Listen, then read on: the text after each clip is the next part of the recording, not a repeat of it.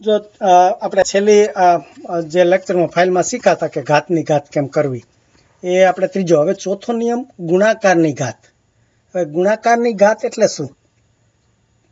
તો કે અત્યાર સુધી આપણે આધાર એક જ હતો કે આ 5 હોય એની માથે 3ની ઘાત એવું શીખાતા. એટલે આપણે આધાર એક જ આંકડો હતો. પણ ગુણાકારની ઘાત એટલે શું? ધારો કે આધાર છે, હવે પાંચડાને બદલે એમ કે 2 આંકડા હોય, કે આપણે શીખાતા કે 5a એવું હોય. એક બીજગણિતનો આંકડો હોય, એક ગણિતનો આંકડો હોય, અને એની માથે જો 3ની ઘાત હોય તો શું કરાય? તો ગુણાકારની. તો એમ કહે છે કે આપણે આ બેયને ગુણાકાર છે એને છૂટા કરી શકીએ. તો કે 5ની માથે આ 3ની ઘાત, એટલે જો આને આપણે પહેલા સાબિત કરીએ કે આપણે કીધું હતું કે 5 એની માથે 3ની ઘાત છે, તો જેટલી ઘાત હોય એટલી વખત ગુણી શકાય. તો આપણે આને આમ છૂટા પાડી શકીએ કે 5a ગુણ્યા 5a ગુણ્યા 5a, બરોબર છે?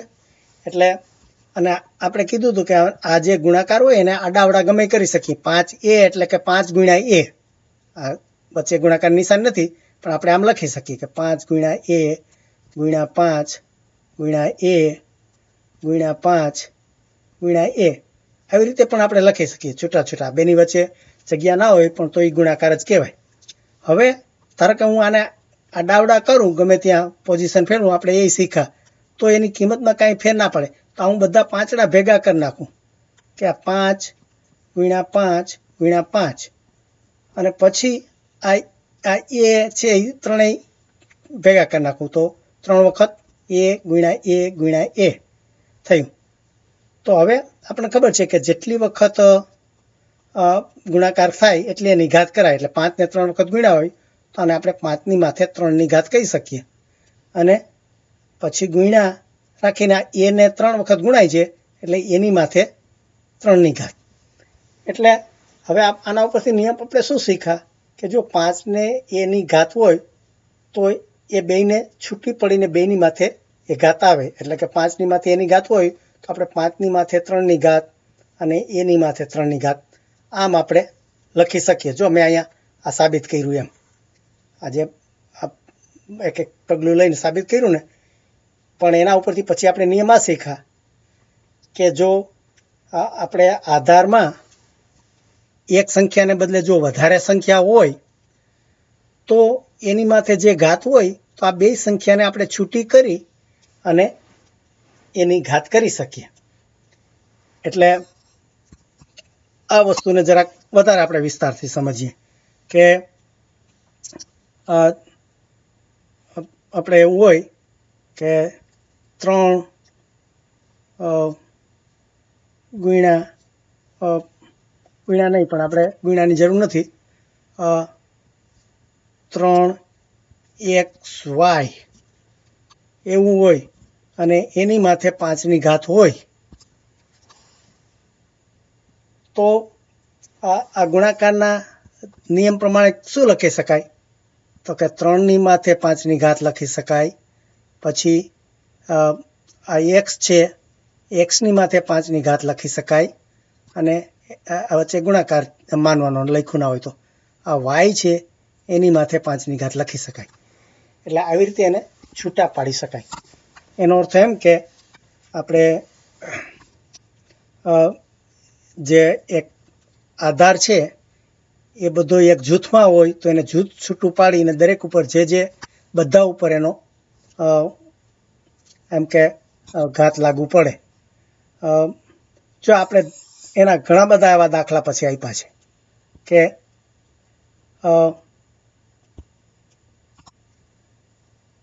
કે તમારે જો આ પહેલા દાખલામાં આપ્યું કે 2x છે, તો એમાં એક બીજગણિતનો અને એક ગણિતનો આંકડો છે.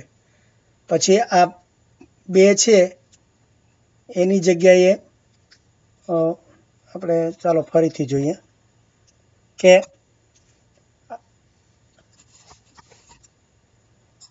આ 3 છે એની જગ્યાએ હું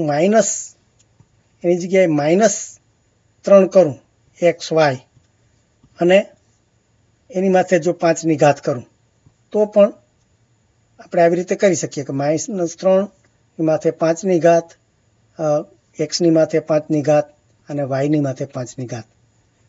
અને જો આ ન હોય ને ખાલી X અને Y હોય અને એની માથે 5ની ઘાત નહીં, ગમે તે ઘાત હોય, ધારો કે 7ની ઘાત હોય, તો આપણે શું કરાય કે Xની માથે 7ની ઘાત ગુણ્યા Yની માથે 7ની ઘાત. એટલે આવી રીતે અત્યાર સુધી આપણે એક જ પાયો જોયો હતો અને એના ઉપર ઘાતની ઘાત કરી હતી. હવે પાયો જુદો હોય અને એની ઉપર જો આવી રીતે ઘાત હોય તો શું થાય?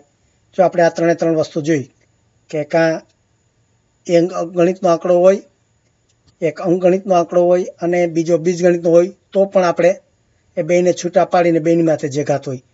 પછી એક અહીંયા જો આ -4x માથે 3ની ઘાત છે તો -4ની માથે 3ની ઘાત થઈ જાય અને જે x છે એની માથે 3ની. પછી જો બે બીજગણિતના હોય AB, એટલે AB પણ એક ગુણાકાર જ છે, તો એને છૂટા પાડીને એની માથે 4ની ઘાત અને બીની માથે 4ની ઘાત એવી રીતે થાય.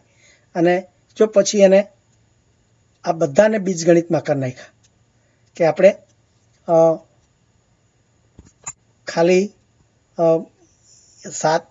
ઘાત અંકગણિતના આંકડા જેવું નથી, પણ એની જગ્યાએ આપણે જો x y એની માથે mની ઘાત હોય તો xની માથે mની ઘાત થાય અને yની માથે mની ઘાત થાય, અથવા તો n ગમે તે. એટલે આવી રીતે આપણે એનું આ બે જનરલ ફોર્મ કરી નાખ્યું. આપણે જો હંમેશા પહેલાં શરૂઆત અંકગણિતના આંકડાથી કરીએ, પણ ધીરે ધીરે બીજગણિતના આંકડા વધારતા જઈએ અને છેલ્લે જે ફોર્મ આવે, જે નિયમ આવે, એ બધું જ બીજગણિતમાં આવી જાય. અને પછી આપણે જો બીજગણિતમાં મૂકીએ ત્યારે શરત હંમેશા મૂકવાની કે ભાઈ એ કેવો હોવો જોઈએ, તો કે એ છે એ આ સૂત્રમાં પૂર્ણાંક કે અપૂર્ણાંક સંખ્યા a અને b માટે. એટલે આ a અને b છે એ પૂર્ણાંકે હોય, અપૂર્ણાંકે હોય અને એટલે કે એ આરનો સભ્ય હોય.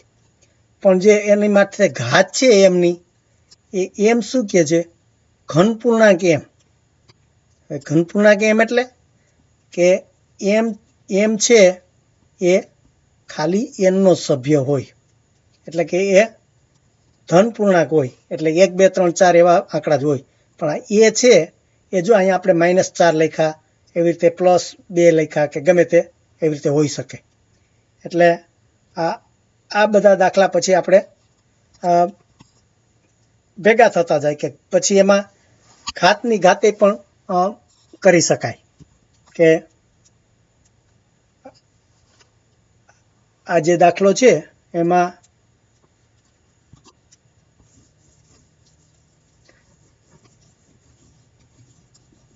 આપણે એમ કહ્યું કે આ ગુણાકારની ઘાત આપણે શીખ્યા કે જો 3x ની માથે 5 હોય તો આ બધા 5 થાય.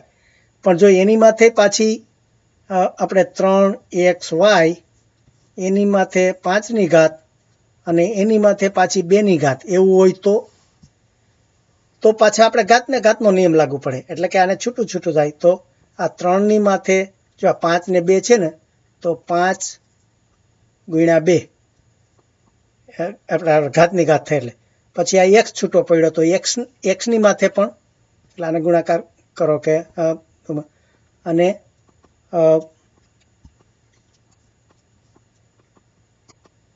xની માથે પણ એ જ થાય કે 5 ને 5 ગુણ્યા 2 થાય.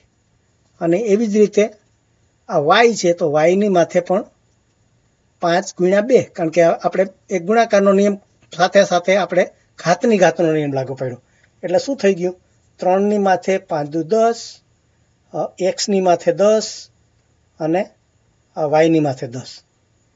એટલે આવી રીતે આપણે જે આગળના નિયમો બધા શીખ્યા છે એ બધા જ પાછા આગળ ગમે ત્યાં આપણે ઉપયોગ થતો જાય, વાપરતા જઈએ. એટલે આગલું હોય એ એક જ છૂટું વપરાય એવું નથી. આ બધા જ નિયમો જેમ શીખતા જઈએ એમ એની સાથે ઉમેરાતા જાય. એટલે આ ઉદાહરણ 7મું છે એ બધું તમારે ગુણાકારનો નિયમ અને ગુણાકારની ઘાતનો નિયમ અને ઘાતની ઘાતનો નિયમ બે આમાં તમારે ભેગા થયા છે. એટલે આ વસ્તુ આપણે શીખી ગયા. એના જો બધા જુદા જુદા ઉદાહરણો છે. આ ખૂબ જ અઘરી કિંમત મૂકતા ગયા છે કે અહીંયા આ ચોથા દાખલામાં પછી પાયાની કિંમત તમને આ સૂત્ર આપ્યું હોય, બીજગણિતનું આપ્યું હોય કે આ બીજગણિતમાં આવું સૂત્ર છે એની કિંમત શોધવાની છે. અને પછી આપણે જે નિયમો શીખ્યા ઘાતની ઘાતના કે ગુણાકારના કે ભાગાકારના એ બધાય કરતાં છેલ્લે આ જે જવાબ આવે એમાં પછી આ કિંમત મૂકી દેવાની કે આપણે આ એની માથે 8ની ઘાત અને એની માથે 5 એટલે છેલ્લે 8 માથે 5 એટલે